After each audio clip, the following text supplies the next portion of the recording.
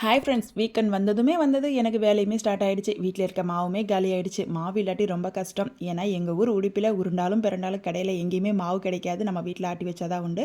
முதல்லலாம் 2 கிலோ அளவுக்கு மாவு ஆட்டுவேன். இப்போல்லாம் 1 கிலோ தான் ஆட்டுறேன். ஏன்னா ஃப்ரிட்ஜில் நிறைய நாள் வச்சு சாப்பிடக்கூடாதுன்னு சொல்கிறாங்க. ஜஸ்ட் ஒரு 3 டேஸில் காலி பண்ணுற மாதிரி ஆட்டிடுவேன். ஃபஸ்ட்டு அரிசி தான் ஆட்டிக்குவேன். அதுக்கப்புறம் தான் உளுந்து ஆட்டுவேன்.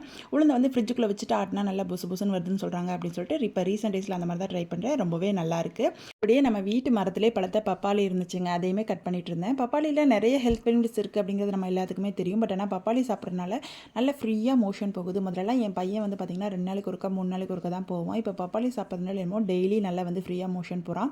உங்கள் வீட்டில் குழந்தைங்களுக்கு யாருக்காவது இந்த மோஷன் ப்ராப்ளம் இருந்தால் கண்டிப்பாக டெய்லியும் பப்பாளி சாப்பிட கொடுங்க. இப்போ பக்கம் நம்மளுடைய உளுந்துமே நல்லா புசு புசுன்னு ஆட்டி வந்துருச்சு. நிறைய இருந்தனால கொஞ்சம் வடை போடலான்னு எடுத்து வச்சுட்டேன். இப்படி ஆட்டின மாவெல்லாம் இப்போ அலாட்டாக தனித்தனியாக ஒரு பாத்திரத்தில் ஊற்றி வச்சுட்டு அந்த கல்லெல்லாம் எடுத்து கழுவுறதுக்குள்ளே அப்பப்போ 30s வந்ததும் போதும். இடுப்பு வலி, கை வலி, கால் வலின்னு அப்பப்போ வந்து எட்டி பார்க்குது. உங்களுக்குலாம் அப்படி இருக்கா?